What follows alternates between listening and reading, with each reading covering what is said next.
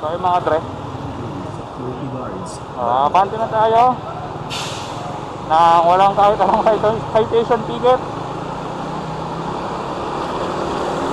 So nagpakita lang tayo ng quarantine pass ng ID. Legit na ID hindi ID ng recto. So ayun mga dre, makabante naman tayo agad. So bali pupunta natin si Mark.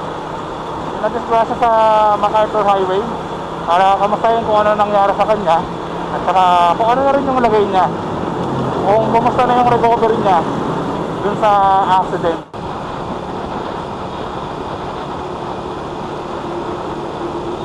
Tat na yan. Lupit ng SUV.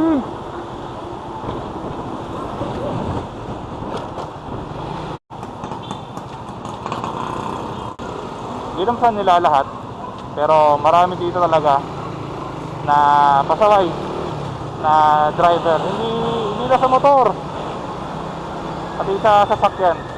Kaya pag dadaan kayo dito, ayun, todo ingat, saka make sure na mabagalan talaga yung takbo nyo. Huwag na kayong magmabilis kasi yung mga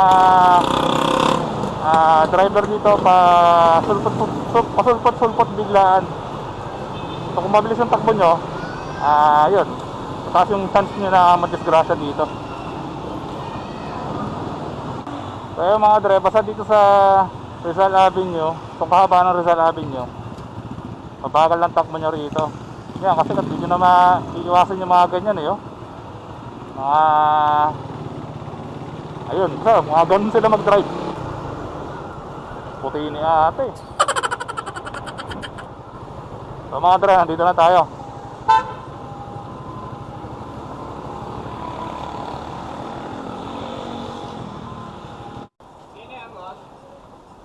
Kaya, nandito pa si Mark. Yung ano? Na-aksidente? Nagkakita yung kuya, kala ko sino. Tatawagin lang. Sige sir, hintayin na lang ako dito. NANI?! お前はもう死んでいる。 Mukhang masarap to sir Ay! Thank you kuya. Walang tara.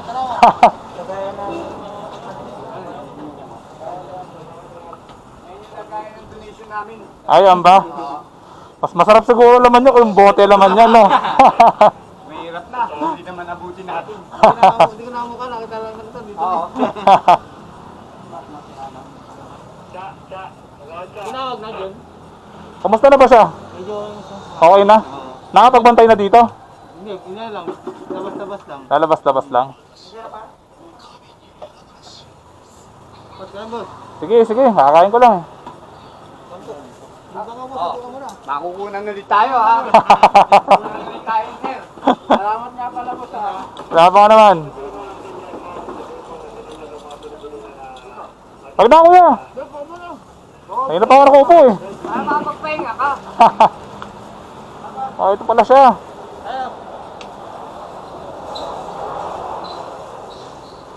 Maraming salamat, sir.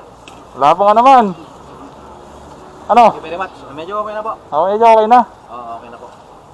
Yun lang nagpapalakas, nagpapagaling na rin. Pero nung nakita kita, nung nadisgrasya ka, naka-helmet ka ba nun? May helmet naman po ako, kaso tumalsik daw po. Tumalsik? Opo.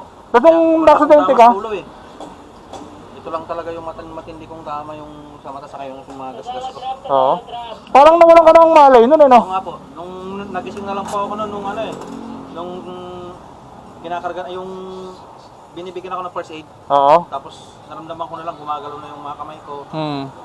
Tapos sabi nung huwag kang gagalaw sir, sabi nung babae. Tapos yun, hindi na muna ako nagsasalita. Oo. Tapos nung naipasok na ako sa ambulansya, sa akin kinuha ko yung cellphone ko, tinawagan ko si Mrs. Pinatawagan ko dun sa ambulansya. Oo. Tapos yun, nalaman na nila. Nagpunta rin daw po kayo dito. Oo, kasi Thank you very much. nakakaawa talaga yung itsura mo nun Oo nga po eh. Tapos nung nakita ko pa yung ID, ang layo naman ito. Ba't paano nakarating to dito sa MacArthur? Ano yun boss, nag-text kasi yung boss ko sa Binondo. Oo. Ginawa ko yung items.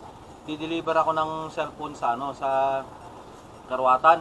Nakapunta na po ako doon. Pabalik na po ako kasi sakto may sak daw po sakto yata po ako sa beneficiary. Kaya bilisan mo kasi baka hindi mo naabutan kaya nagmamadali po ako ng Kaya paglusot ko doon sa truck tapos sakto nung pagkalusot ko sa truck mayroong intersection akmang lalabas yung kotse, doon Oo. ako nabigla. Full stop ako kaya hindi ko na alam nangyari doon. Blanco na ako.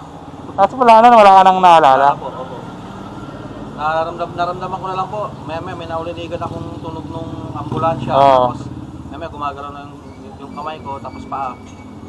Yung pala nire-rescue na po ako nung Oo. ambulansya. Pero ano ka? MRI ka? Ano lang po, CT scan. Ah, CT scan nga pala, X-ray. sorry. Opo, CT scan saka X-ray. Sabi naman dun sa ano po, sa Caloocan City Medical Center, wala naman daw po akong tama sa ulo. Oo. Yung X-ray, okay naman. Ito lang medyo dislocated pero naibalik. Kaya igagalaw ko na rin po. Oo. Yung hindi lang niya po makita kasi wala silang optal. Oo. Mga after 2 days nagpatingin po ako sa Jose Reyes kasi medyo maikpit nga rin po eh. Oo. Sa awa ng Diyos, sabi po nung doktor, salamat ka, wala kang tama sa mata, gas-gas lang. Oo. Niresetahan ako ng drops. Ayun, napakaswerte ko rin kasi maraming mababay na tao nakapaligid sa akin. Sila, mga tropa, Oo. yan na. Kaya salamat po. Oh, mag-ingat ka lagi. Sir, Ha? magkano sir? Message ko sir. Oh, sige, kahit wala nang pagkain. Basta makita lang itong fully recovered na. Okay na yan. Sir, maraming salamat sir. Okay na sir, papagaling na talaga ako. Oo, sige. Ah.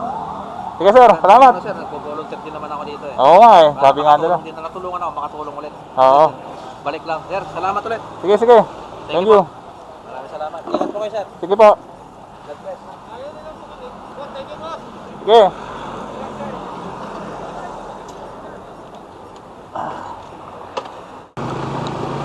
So yun mga dre, nakita nyo naman, malakas na si kuya.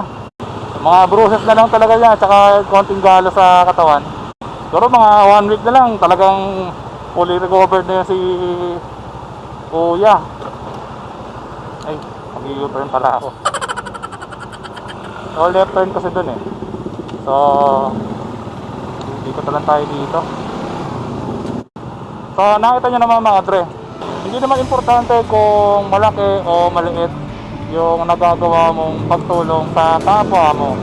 Basta bukal sa kalooban mo mga dre, nakita nyo naman kung ano yung, kung paano, kung gaano at saka kung paano yung pasasalamat ni Sir Mark. Yun yung paulit-ulit ko sinasabi sa mga previous vlogs ko mga dre, hindi talaga importante kung gaano kalaki o gaano kaliit yung kaya mong itulong, mayaman ka man o mahirap. Basta ang importante, tumutulong ka sa kapwa mo ng bukal sa kalooban mo. Matik yun mga dre, mapapasaya mo ang isang tao. So yun lang mga dre for this vlog, hindi ko na pahabain to. See you on my next one. See ya, rock and roll.